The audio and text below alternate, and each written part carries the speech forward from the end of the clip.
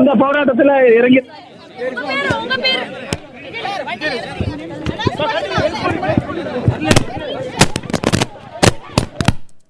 அவர்கள் தேவையான கோரிக்கை அனைத்தையும் நிறைவேற்ற வேண்டும். ஹைட்ரோ கார்பன் திட்டத்திற்கு அனுமதி அளித்த மத்திய அரசு கண்டித்தும் அவர்கள் தங்களது கோரிக்கையை வைக்கிறார்கள். அவங்க சொல்லக்கூடியது தொடர்ச்சியாக அதே போராட்டமாகத்தான் இருக்கிறது. அவர்களை கைது செய்வதில் காவல்துறையினர் தொடர்ச்சியாக ஈடுபட்டு வருகிறாங்க. சுபாஷ், இன்று மதியம் 1:30 மணி அளவில் சுமார் 20 மாணவர்கள் கடலில் இறங்கி போராட்டம் நடத்தினார்கள். அதனைத் தொடர்ந்து தற்போது அங்கு இளைஞர்கள் கூடி போராட்டத்தில் ஈடுபட்டிருக்கிறார்கள். அந்த நேரடி காட்சிகளை நாம் தற்போது பார்த்துக் கொண்டிருக்கிறோம். போராட்டத்தில் ஈடுபட்டிருக்கின்ற இளைஞர்களை காவல்துறையினர் அங்கிருந்து அப்புறப்படுத்த முயற்சி செய்கிறார்கள்.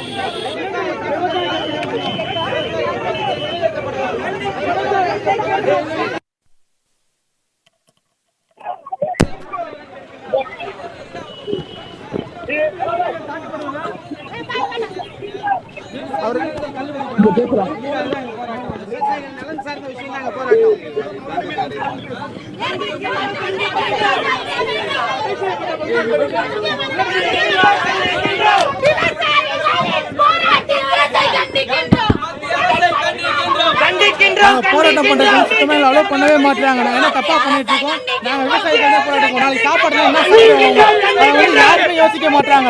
விவசாயிகளுக்கு அவங்க எதுவுமே பார்க்க மாட்டாங்க. போராடிட்டு குளிர் பண்ணிட்டு இருக்காங்க. அவங்களுக்கு ஒரு ஹெல்ப் இல்ல, ஒரு இது பண்ணல. என்ன வேணா ஆகலாம் பண்ணிட்டு இருக்காங்க. என்னங்க பண்ணிட்டு இருக்காங்க இந்த மத்திய அரசோ மாநில அரசோ? இன்னைக்கு விவசாயி செத்துட்டு இருக்காங்க. என்ன பண்ணுறீங்க?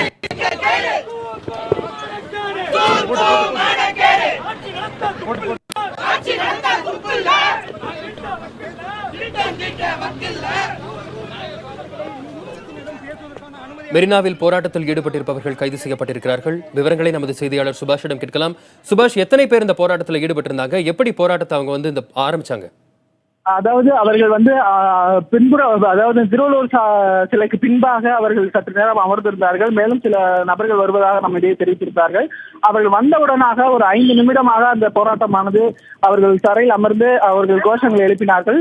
குறிப்பாக மத்திய அரசு அந்த ஹைட்ரோ கார்பன் திட்டத்துக்கு அனுமதி வழங்கியதும் அதன் தொடர்ச்சியாக விவசாயிகள் கடந்த 15 நாட்களாக டெல்லியில் போராடி வருகிறார்கள். அவர்கள் வறட்சி நிவாரண நிதியை அதிகப்படுத்த வேண்டும், தமிழக அரசு கேட்ட நிதியை கொடுக்க வேண்டும் என்பது தொடர்பாக தொடர்ச்சியாக அங்கே போராட்டத்தில் ஈடுபட்டு வருகிறார்கள். அந்த போராட்டத்திற்கு ஆதரவு தெரிவித்தும் தமிழகம் முழுவதும் கடும் வறட்சிக்கு மத்திய அரசு உடனடியாக செவிசாய்த்து அதற்கான நிவாரணங்களை தர வேண்டும் என்பதற்காகவும் தான் இந்த போராட்டத்தில் தாங்கள் ஈடுபட்டதாக தெரிவித்தார்கள். அதன் பின்பாக அவர்கள் கைது செய்து அழைத்து செல்லும் சற்று நேரம் முன்பாக அவர்கள் நம்மிடையே பேசிய பொழுது விவசாயிகள் தொடர்ச்சியாக 15 நாட்களாக போராடி வருகிறார்கள். அந்த விவசாயிகளை செவிசாய்த்து மத்திய அரசு உரிய நடவடிக்கை எடுக்கவில்லை. ஆகவே அதை எடுக்கும் வரையில் தொடர்ச்சியாக எங்களது போராட்டம் இது போன்று தொடர்ச்சியாக நடைபெறும் என்று தெரிவித்திருக்கிறார். சுபாஷ், இன்று மதியம் 1:30 மணி அளவில் மெரினாவில் சில இளைஞர்கள் கடலில் இறங்கியும் போராட்டத்தில் ஈடுபட்டிருந்தார்கள். தற்போதும் இளைஞர்கள் அங்கு போராட்டத்தில் ஈடுபட்டிருக்கிறார்கள். அனைவரும் ஒரு குழுவாக போராட ஏற்கனவே முயற்சி செய்திருந்தார்களா, திட்டம் எடுத்திருந்தார்களா? இளைஞருடைய மனநிலை இந்த சமயத்தில் எப்படி இருக்கிறது? அவர்களுடைய எண்ணம் எப்படி இருக்கிறது? அதுதான் நாம் முன்பே கூறியது போல மத்திய அரசு இந்த விவகாரத்தில் தேவையான நடவடிக்கைகளை எடுக்க வேண்டும் என்பதுதான் மத்திய அரசுக்கு வைக்கக்கூடிய கோரிக்கையாக இருக்கிறது. ஜல்லிக்கட்டிற்கு எப்படி மாணவர்கள் ஒன்று திரண்டு போராட்டம் நடத்தினார்களோ அது போன்ற போராட்டத்தை மேற்கொள்ள வேண்டும் என்பதுதான் விவசாய சங்கங்களின் கோரிக்கையாகவும் இருக்கிறது. வருகின்ற 3ஆம் தேதி விவசாய சங்கங்கள், பல்வேறு சங்கங்கள் இந்த போராட்டத்திற்கெல்லாம் அழைப்பு விடுத்திருக்கின்றன. அன்றைய தினம் இளைஞர்கள் மட்டும் இல்லாமல் அனைத்து தரப்பு மக்களும் தங்களது போராட்டத்தில் கலந்து கொள்ள வேண்டும் என்று விவசாய சங்கங்கள் அறிவித்திருக்கின்றன. அது தொடர்பாக இங்கு விவசாய சங்கத்தை சேர்ந்த சிலரும் வந்திருந்தார்கள். அவர்கள் பேட்டியளிக்கும் பொழுதும் அதே கருத்தை தான் தெரிவித்திருந்தார்கள். ஆகவே இந்த போராட்டத்தை பொறுத்தவரை மத்திய அரசிற்கு அழுத்தம் கொடுக்க வகையில் தங்களது போராட்டம் அமையும் என்றும் அவர்களது மனநிலையாக இருக்கிறது என்றே பார்க்கலாம். சுபாஷ், தடை செய்யப்பட்ட மெரினாவில் மீண்டும் மீண்டும் இளைஞர்கள் போராட முற்படுவது ஏன்? ஜல்லிக்கட்டு போராட்டம் போன்று இதற்கும் ஒரு அடையாளம் கிடைக்க வேண்டும் என்கிற ஒரு காரணத்திற்காக அவர்கள் போராடுகிறார்களா? அதாவது இந்த பகுதி தற்போது எந்த ஒரு தடையும் இந்த மெரினாவிற்கு கிடையாது. அது பார்த்தீர்கள் என்றால் ஜல்லிக்கட்டு போராட்டத்துக்கு பிறகாக ஒரு 144 தடை உத்தரவானது இருந்தது. அதுவும் சில 10 நாட்களுக்கு பின்பாக திரும்பி பெறப்பட்டு விட்டது. அதன் தொடர்ச்சியாக தற்போதும் இந்த மெரினா கடற்கரை காவல்துறையினர் ஆங்காங்கே நிறுத்தப்பட்டிருக்கிறார்கள். குறிப்பாக இந்த திருவள்ளுவர் சிலைக்கு பின்புறமாகவும் அதே போல விவேகானந்தர் இல்லத்துக்கு எதிராகவும் காவல்துறையினர் தொடர்ச்சியாக பாதுகாப்பு பணியில் ஈடுபட்டு வருகிறார்கள். ரோந்து பணியிலும் ஈடுபட்டு வருகிறார்கள். மாணவர்கள் போராட்டம் வகையில் யாராவது மாணவர்கள் வருகிறார்களா என்பதை கண்காணிக்கிறார்கள். அப்படி வரக்கூடியவர்களை அவர்கள் தடுத்து நிறுத்துவதாகவும் தகவல் இருக்கிறது. சுபாஷ், இன்று காலையில் இருந்தே பல மாணவர்களும் மெரினாவில் போராடுவதற்காக அங்கு கூடியிருந்தார்கள். அவர்களை அங்கிருந்து அப்புறப்படுத்தும் பணியில் காவல்துறையினர் ஈடுபட்டிருந்தார்கள். கடலில் இறங்கி போராட்டம் நடத்தியவர்களையும் கைது செய்திருந்தார்கள். தற்பொழுதும் போராட்டத்தில் ஈடுபட்டிருப்பவர்கள் கைது செய்யப்பட்டிருக்கிறார்கள். தொடர்ந்து இதுபோன்று இன்று காலையிலிருந்தே விவசாயிகளுக்கு ஆதரவாக இளைஞர்கள் மெரினாவில் கூடுவதை பார்க்க முடிகிறது. காவல்துறையினுடைய கண்காணிப்பு தற்போது அதிகரிக்கப்பட்டிருக்கிறதா?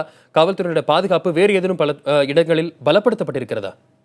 துணை ஆணையர் மற்றும் இணை ஆணையர் தொடர்ச்சியாக இந்த பகுதியில் பார்வையிட்டு செல்கின்றனர். ஒவ்வொரு முறையும் இந்த பகுதியில் செல்லக்கூடிய பொழுது அவர்கள் நேரடியாக அந்த இந்த பகுதிகளை பார்வையிட்டு செல்கிறார்கள். சிறிது நேரத்துக்கு முன்பாக அவர்கள் துணை ஆணையரும் இணை ஆணையர் பாலகிருஷ்ணன் அவர்களும் நேரடியாக வந்து இந்த மனோகரனும் பாலகிருஷ்ணனும் நேரடியாக இந்த பகுதிக்கு வந்து அவர்கள் இந்த பகுதியிலே ஆலோசனை செய்தார்கள்.